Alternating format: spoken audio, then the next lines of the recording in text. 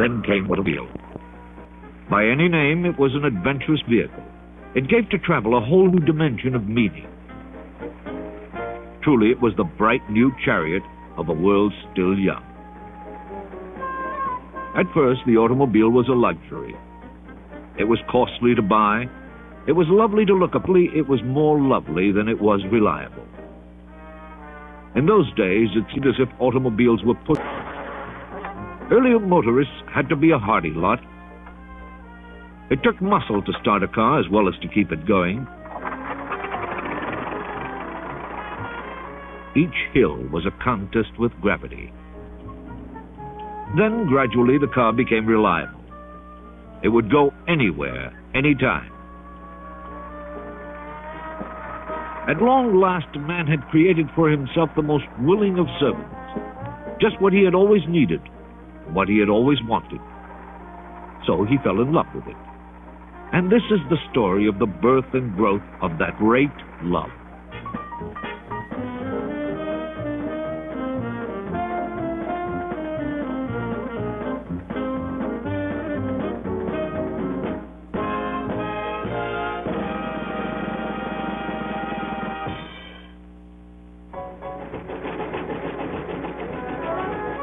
Much of the story of man's progress lies in his conquest of distance. Even in the 1890s, it was still one of his major challenges. At that time, railroads were the most advanced means of transportation. America enjoyed the most extensive railroad service in the world. Lines crisscrossed most of the nation. They were the backbone of a flourishing economy. And yet, in so vast a country, even railroads had a limited use. Great stretches of America lay beyond the reach of the rails. In the 1890s, America was still a sparsely populated land.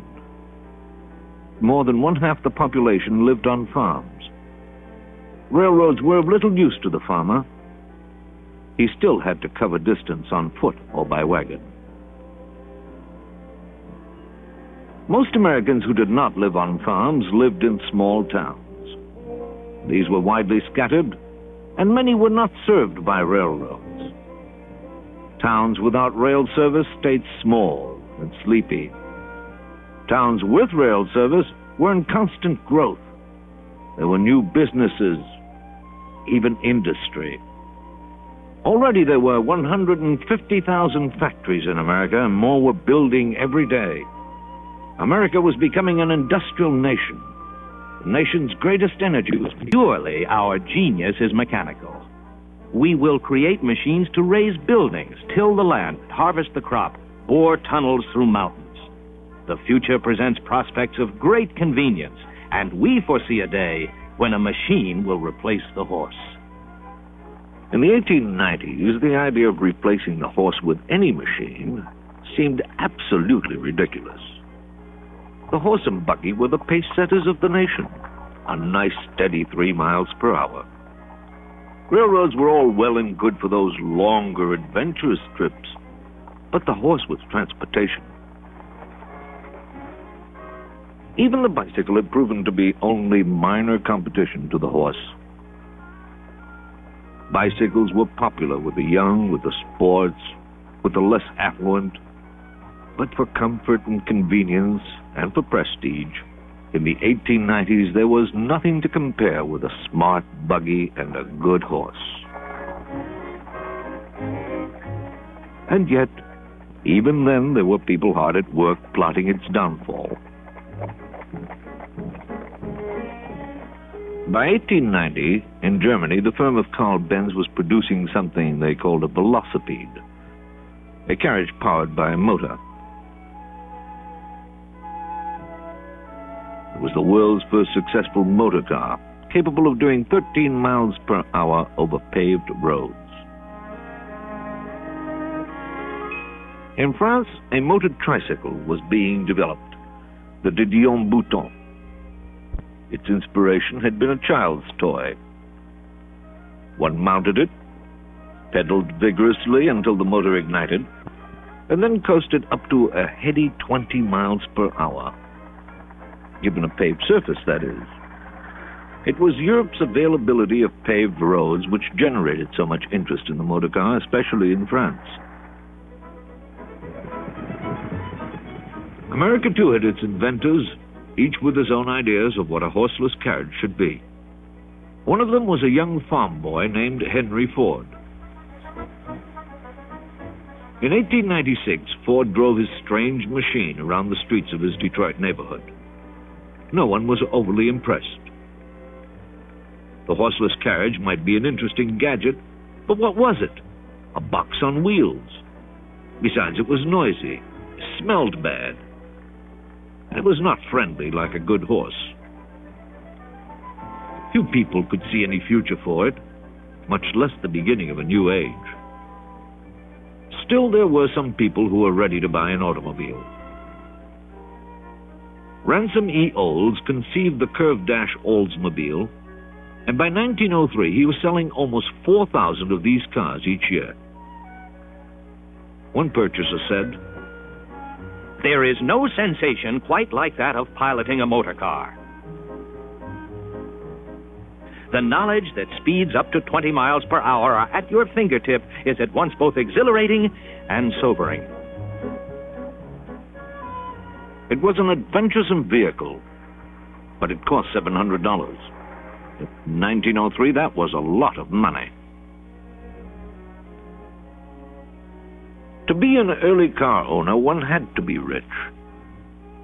Automobiles were an obvious addition to the already considerable possessions of the Vanderbilts and their friends. They had country homes, such as this one, several of them. They had mansions in town, regiments of servants, herds of horses in their stables. It was only logical that now there should be fleets of automobiles in their newly built garages. In fact, by the early 1900s, both automobiles and their riders were the subject of society editors' notes, such as these. To view a cortege of members of the 400 in their automobiles is a blaze of glory. A veritable parade of fairy chariots. There is nothing so regal and, at the same time, disengagingly charming as the sight of elegance ennobling what could otherwise be only crude modernity. All of which may have been true so long as the chariots limited themselves to the well-kept roads of the vast estates. Outside, they were in a wider world. American roads were truly democratic, respecters of no one's social standing. They punished the traveler with absolute impartiality. When they were dry, they were a maze of ruts and a dust factory. When they were wet, everyone should have stayed at home.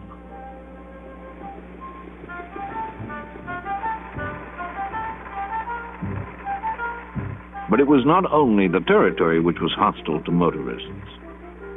I would never have thought a machine could be imbued with human qualities. My car is bulky. It has a strong personality. In fact, its personality often proves stronger than its motor. Each incline poses a problem and a challenge, but each hill climbed offers the rewards of sweet victory. Automobiles were most unpopular with the country folk. Automobiles were for the rich and the city slicker. The farmer's attitude was more than just social resistance. Automobiles frightened the horses. It would have been unthinkable to suggest that the roads might belong to both horse and car. Most people were convinced that cars were public danger. Some towns barred them entirely. Others had stern safety regulations, such as this one for crossing intersections. The automobile will be brought to a halt, and the automobilist will dismount to sound his horn several times. If he hears no answering hail, he will then proceed to the center of the crossing and shout a warning in a loud voice. Hello!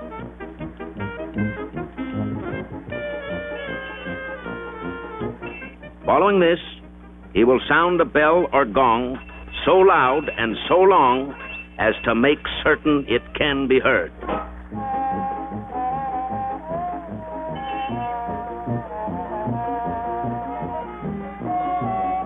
Then the automobilist will discharge a gun or some other form of explosive.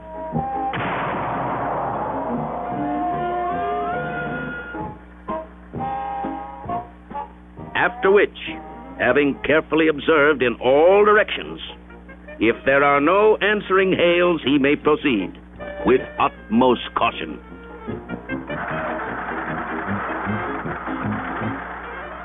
Lo, the poor automobilist, equipped with a machine of uncertain temper, beset with laws to impede his progress, and yet king of the road, master of all he surveyed.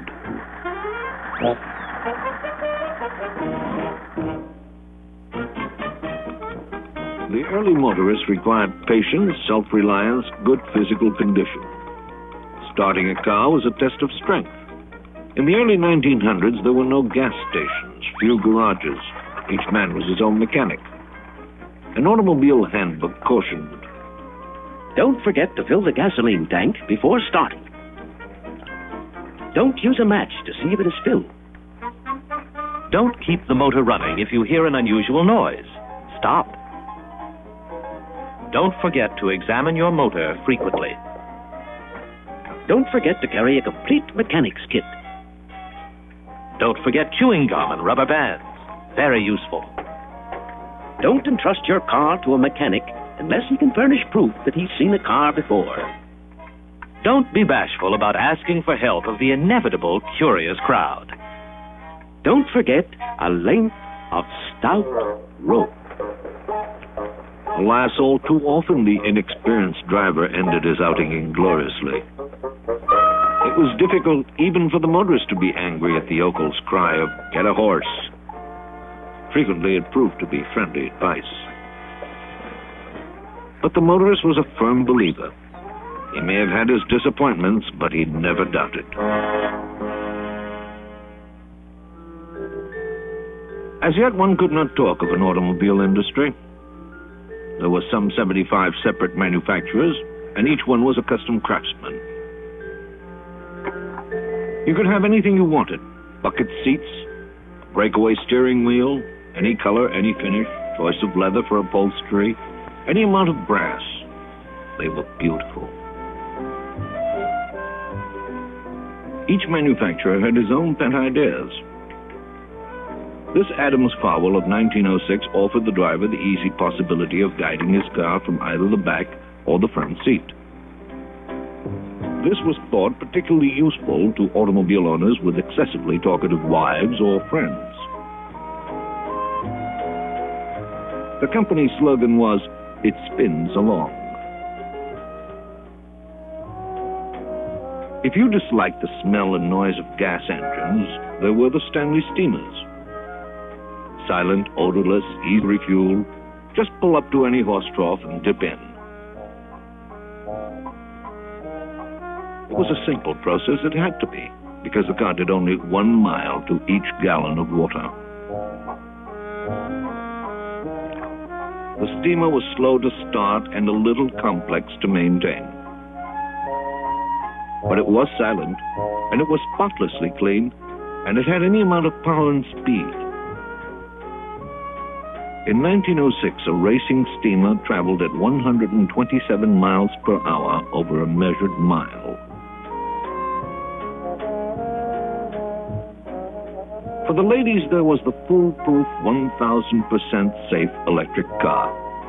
It was a tiny salon on wheels with the driver on the back seat in a position of conversational dominance. Alas, the car was given to stopping without warning. But for all its liabilities, the electric car was still the only automobile a lady could easily start by herself. Then in 1912, Cadillac offered the self-starter as steady equipment. It developed to be an instrument of social revolution. Now a woman could drive a gasoline-powered car without first asking a man to crank the motor. This was a considerable boost towards a position of sexual equality. There were varied opinions on the probable effects. Ladies are not naturally gifted to drive automobiles. The constant attention, the unaccustomed responsibility are at odds with the training and delicate nervous systems of the ladies.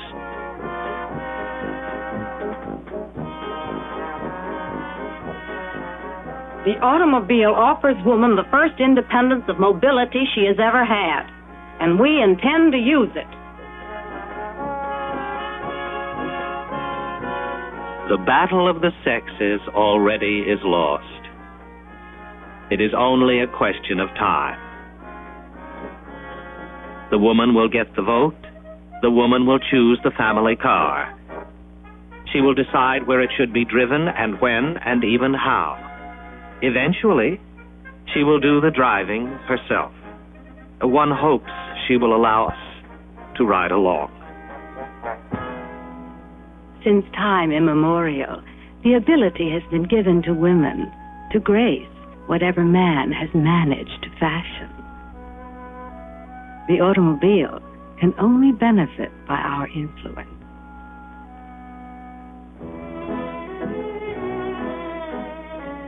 Automobile advertising emphasized elegance. To own an automobile was to gain a foothold in that bright world which patronized the opera or the concert, for whom doormen rushed and chauffeurs eagerly awaited. Automobile owners belonged to the set which rode to hounds. Automobile owners had chauffeurs. Some automobile owners had even been known to marry their chauffeurs. The appeal was to snobbishness, and no more snobbish car than this Welsh of 1909. Its makers advertised, "This automobile is for the man who recognizes the need for a chauffeur, but who occasionally likes to take the wheel himself.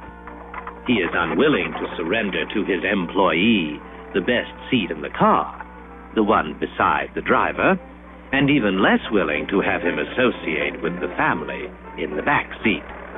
For this man, we have designed the ideal car which maintains the essential separation and at the same time keeps the employee available for service when needed."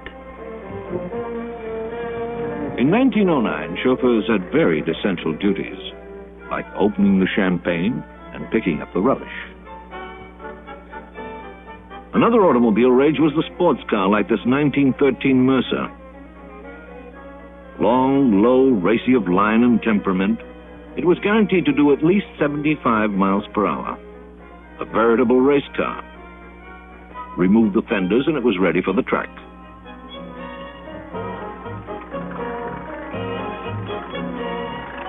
In those days, hardy bands of motorists ventured out into the land on what were called raids, or tours. Of these, the most famous was the Glidden Tour, which each year offered a handsome trophy to the car which performed best. But the trophy was secondary to the pleasure and the excitement, and the missionary spirit which these motorists brought to popularizing the car and the need for better roads. By 1913, the car was becoming quite a dependable machine. It had improved ignition. There were self-starters, more reliable steering gear. Tires were easier to change. Better tires were available. There were even windshields. Some cars had taillights. True, at times, even these modern innovations did not prove enough.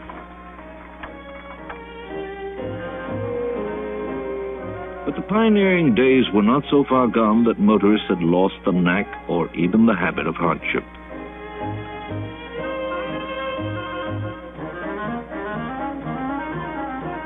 Obviously, the automobile was here to stay.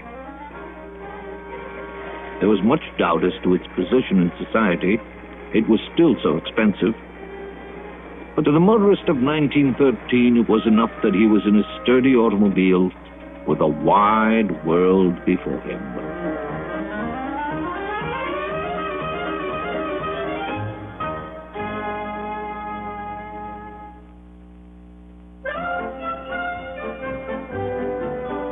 In 1908, Henry Ford unveiled his car for the millions. He called it the Model T. Unashamedly, it was basic, rugged transportation. Everything was simplified.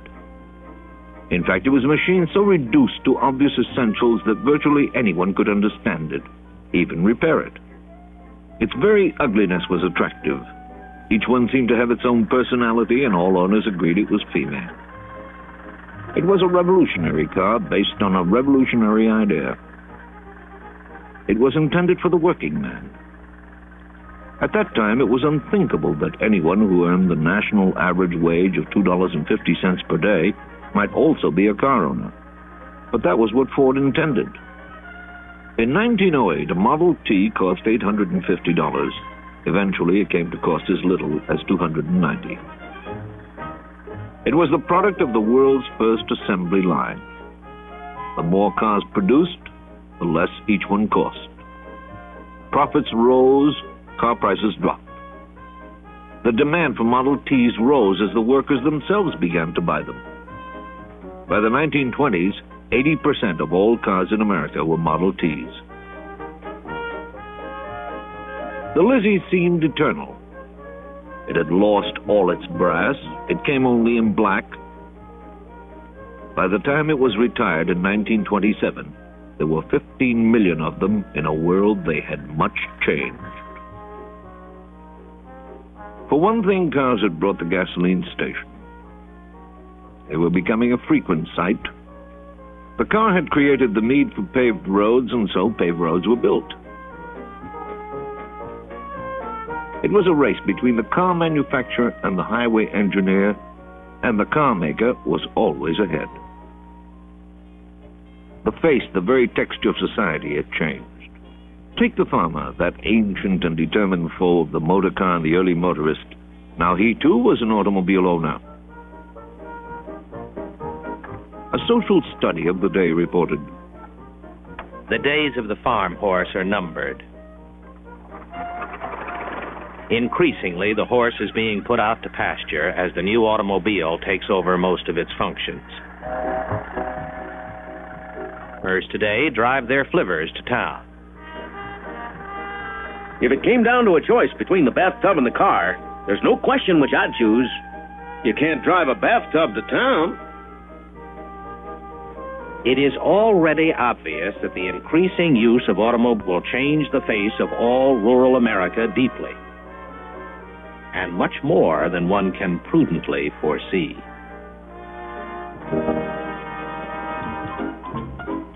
The age of the mobile American had arrived. The whole of America was go, go, go. It was the jazz age. Mothers, fathers, what supervision do you have over your children as they cavort far away and out of sight in the automobile? None of us can keep up with them. Sit on the front porch, not on your sweet tootie. Off for a ride, on to the bright lights and boyfriends. I love home and mother, but oh, you kid! Rocking chairs are for the old folks. Yowee!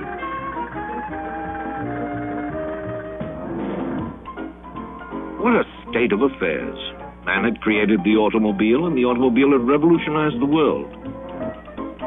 The balance of generations was upset. The car gave youngsters mobility. It took them out of sight, away from family control. The impact on manners and customs was shattering. It was a different world. The car alone had not caused the change, but it had greatly contributed. It had come upon the scene at the appropriate time. Now the whole world was available. Man and woman, young and old, raced to make it their own. It became the object of the day. People lived faster. The tempo of city, town, and country rose. Peace and quietude and tradition, once so dull and persistent, already were hard to find.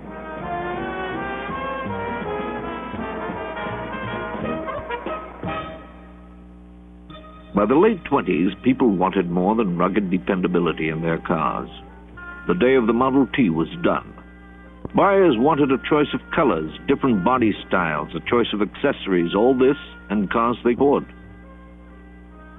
But for some, there was still an appeal in elegance. Prestige cars strove for it, custom craftsmen guaranteed it. And this SSK Mercedes.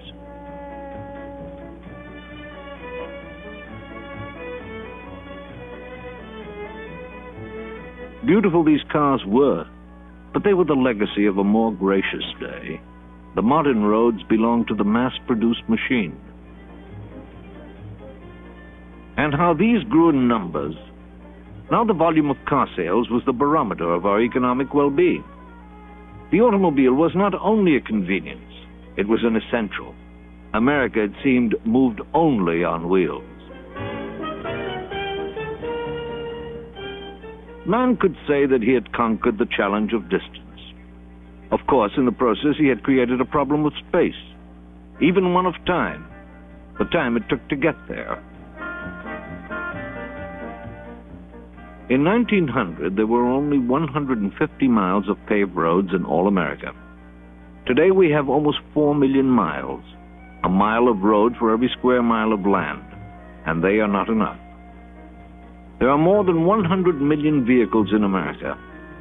4 out of every 5 adults holds a driver's license, and still a car is every youngster's dream.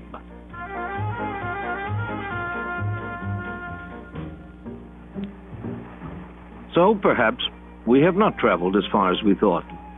Man's greatest voyages are not those he makes upon the road, but those he dreams of in his mind. The grass still is greener on the other side of the hill, the road a lure to our imagination. We're a nation of nomads. The car has merely given us the means easily to wander.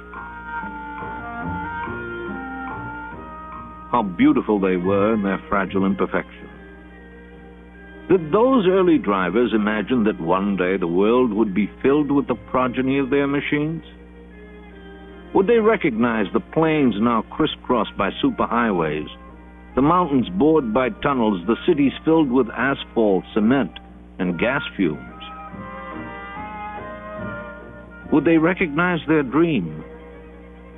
It was such a lovely dream.